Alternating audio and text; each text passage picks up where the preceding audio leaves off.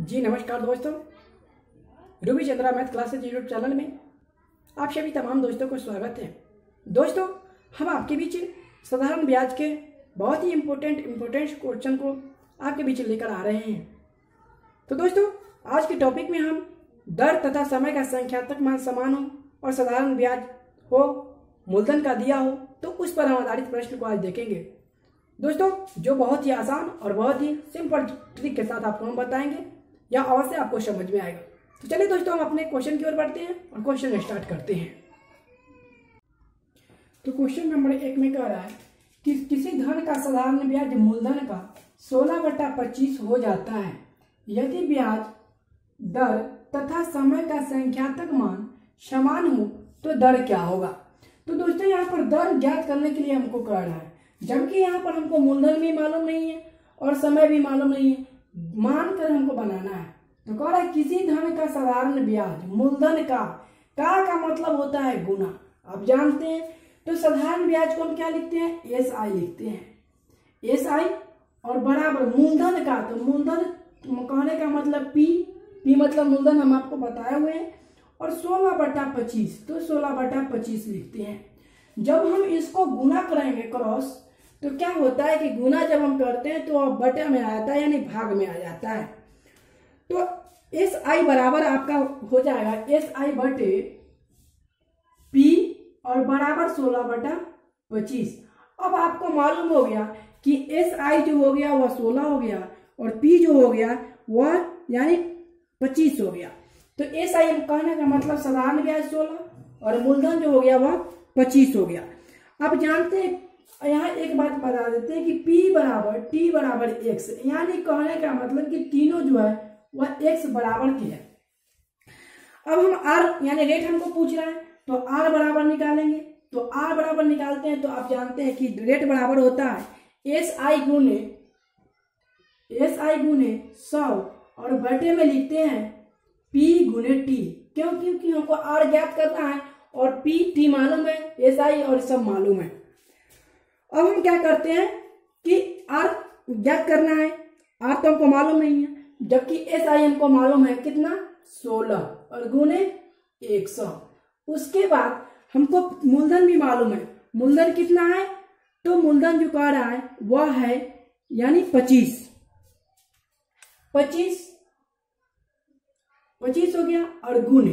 अब यहाँ पर कह रहा है कि दर तथा समय का संख्यात्मक मान समान हो, तो संख्यात्मक मान समान हो तो हमको मालूम नहीं है, तो यहाँ पर हम 1 मान लेते हैं। 25 को काटते हैं तो 25 चौके 100, इसको गुना करेंगे तो 16 चौका 64, यानी 64 बटे में 1 हो जाएगा। संख्या दर तथा समय का संख्यात्मक मान, अब मान लीजिए यहाँ पर R हो जाएगा, RT यानी X मानते हैं, क्योंकि X इसलिए मानेंगे क्योंकि दर और समय दोनों संख्यात्मक मान समान कर रहा है, तो मालूम नहीं है X, 64 बटे में हम X लिखते हैं। जब X को क्रॉस गुना करेंगे तो X स्क्वायर हो जाएगा और बराबर 64 हो जाएगा। आप जानते हैं कि X का स्क्वायर है और यहाँ पर किसका स्क्वायर करेंगे कि 64 पूरेगा, तो 8 का स्क्वायर करेंगे, स्क्वायर से स्क्वायर कैंसिल हो जाएगा और X बराबर 8 आपका, यानी दर पूछ रहा है ना, 8% आंसर हो जाएगा। या इस जगह से एक और थोड़ा सा यानी प्रोसेस हम बता देते हैं, X स्क्वायर है, इसको हम 64 लिखते हैं। अगर X स्क्वायर को उधर ले जाते हैं तो X बराबर रूट 64 हो जाएगा, अगर इसको निकालेंगे तो 8%। तो इस तरह से 8% यानी रेट भी हो जाएगा, अगर समय भी कहेगा तो 8 वर्ष हो जाएगा, क्योंकि दर संख्यात्मक मान कर रहा है। तो दोस्तों, यह मेथड जो था वह फर्स्ट मेथड था। अब सेकेंड मेथड देखते हैं, जो बहुत ही आसान और बहुत ही शॉर्ट ट्रिक के साथ है। तो मेथड 2 के लिए है शॉर्ट ट्रिक कि यदि किसी धन का साधारण ब्याज मूलधन का XY हो तो, यानी मूलधन का X बटे Y हो तो क्या कर रहा है, दर बराबर हम लिख देते हैं और समय बराबर भी बता देते हैं। तो यहाँ पर समय या दर बराबर दोनों सेम होगा, केवल चेंजिंग हो जाएगा। XY रूट में XY और गुने 100। आपको कह रहा है कि एक्स वाई कितना है 16/25। यहाँ पर रेट निकालना है तो आर लिख लेंगे और रूट में लिखेंगे 16/25 और गुने 100। आप जानते हैं कि 25 से 4 बार में कट जाएगा, 25 चौके 100। आर बराबर रूट अंडर 16 गुने 4 गुना करेंगे तो रूट 64। अब आर बराबर आप जानते हैं कि स्क्वायर जब रूट से निकालेंगे तो कितना हो जाएगा 8%। यही आपका आंसर हो जाएगा।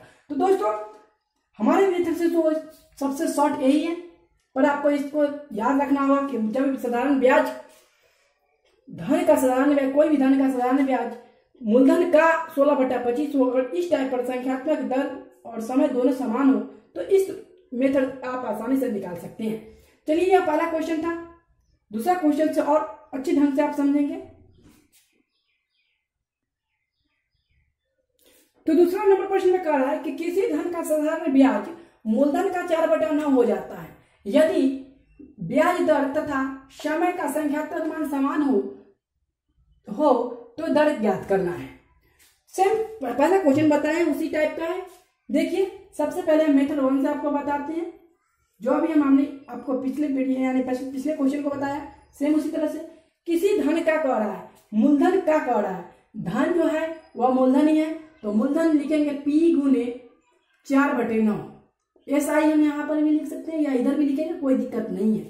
अगर हम बराबर करते हैं तो SI/P और बराबर में 4/9 हो जाएगा।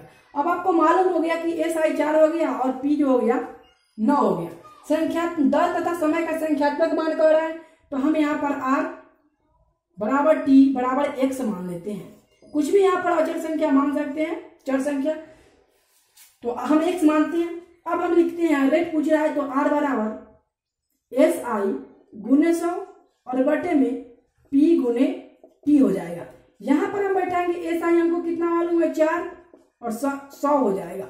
उसके बाद हमको मूलधन, तो मूलधन हमको कितना मालूम है 9 मालूम है। उसके बाद नहीं मालूम है X लिखते हैं। अब कटने वाला है तो उसको काटिए, नहीं कटने वाला है तो उसको गुना कर लीजिए। तो 9 को गुना कीजिएगा तो X बराबर 400 और बटे में 9x। x को गुना कीजिएगा तो 9x² हो जाएगा और बराबर 400 हो जाएगा। अब करना क्या है कि इसको बटा में ले आइए, कटने वाला तो है नहीं, बटा में लिखते हैं x² बराबर 400 और बटे में 9 लिखते हैं। इसको हम रूट में ले जाएंगे तो x बराबर रूट अंडर 400 और बटे में 9 हो जाएगा। अब जानते हैं जब वर्ग करते हैं तो किसका होगा 20 का वर्ग 400 होता है, तो हम यहाँ पर लिखेंगे x बराबर 20/3% हो जाएगा। अगर इसको हम इस तरह से भी लिख सकते हैं, अगर इसको हम भाग देते हैं तो पूर्णांक में भी लिख सकते हैं, दशमलव में भी लिख सकते हैं, कुछ में भी। अगर पूर्णांक में लिखते हैं तो भाग देंगे 3 6 18 और 2/3% आपका दर हो जाएगा। तो इस तरह से दोस्तों हमने पहले मेथड से ज्ञात करना सीखा। अब दूसरे मेथड से अगर हम बनाते हैं तो क्या होगा, दूसरा मेथड से रेट निकालना है तो रूट अंडर XY और गुने 100। मेथड यहाँ पर 2 हम आपको लिख देते हैं। अब हमको बनाना है तो देखिए यहाँ पर भिन्न संख्या कितना है 4/9, रूट में लिखेंगे इसको गुने 100, कटने वाला नहीं है, गुना कर दीजिए 400 और बटा में 9 रूट, उसके बाद निकालिए तो यानी 20/3, इसको भाग दीजिएगा तो 6.2/3% आपका रेट प्राप्त हो जाएगा। तो दोस्तों इस तरह से हम यानी संख्यात्मक मान समान हो तो दर ज्ञात करना सीखें। समय भी रहेगा तो निकल जाएगा, कोई दिक्कत नहीं होगा। यहाँ पर प्रतिशत जो है वो हट जाएगा और आपका समय हो जाएगा। तो इस टाइप के प्रश्न देखें। अब चलते हैं दूसरे टाइप के प्रश्न की ओर। तो चलिए दोस्तों तीसरा नंबर प्रश्न देखते हैं। उसी प्रश्न को हमने चेंज कर दिया है, दर जो दे रहा था अब हम समय को आप बता देते हैं। तो समय किस तरह से ज्ञात करेंगे, कह रहा है कि किसी धन का साधारण ब्याज मूलधन का 16/25 हो जाता है यदि ब्याज दर तथा समय का संख्यात्मक मान समान हो तो समय ज्ञात करें। कुछ नहीं है, उसी तरह से बनाएंगे। मेथड 1 से हम आपको इसको भी 2 मेथड से बता देते हैं। मेथड 1 तो सबसे पहले हमको तो मूलधन का मालूम है तो SI बराबर लिखेंगे P गुने 16/25। इसको हम बराबर करेंगे तो SI बटे में P बराबर 16/25 हो जाएगा। अब आपको साधारण ब्याज और मूलधन मालूम हो गया कि मूलधन 25 है और साधारण ब्याज 16 है, जबकि R और T नहीं मालूम है तो हम X कर लेते हैं दोनों के बराबर। अब हम निकालते हैं कि T का है तो T बराबर हम लिखेंगे, T बराबर हम करेंगे तो टी बराबर हम जानते हैं कि होता है एस आई गुने 100 और बटे में पी गुने आर लिखेंगे। जब आपको मालूम है एस आई 16 और गुने 100 और मूलधन आपको मालूम है 25 गुने और दर नहीं मालूम है एक्स, यहाँ पर भी एक सम मानते हैं क्योंकि संख्या दर और तथा समय का संख्यात्मक मान समान कर रहा है।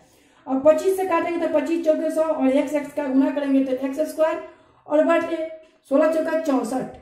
अगर आप इसको रूट में लिखते हैं तो x बराबर रूट अंडर 64 और निकालेंगे तो 8 वर्ष आपका आंसर हो जाएगा। तो दोस्तों ये फर्स्ट मेथड से था जो आपका 8 वर्ष आ गया।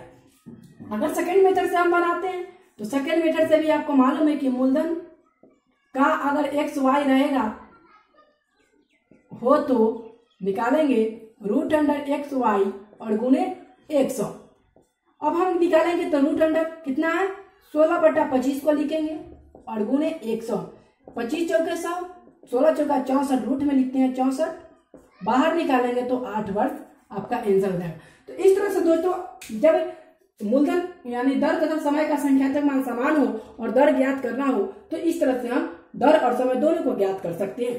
तो दोस्तों आज के वीडियो में बस हमने इस टाइप के प्रश्न को देखा, फिर नेक्स्ट टाइप के यानी क्वेश्चन अगले वीडियो में हम आपके बीच लेकर आएंगे। फिर मिलते हैं नेक्स्ट वीडियो में। Okay bye all our friends.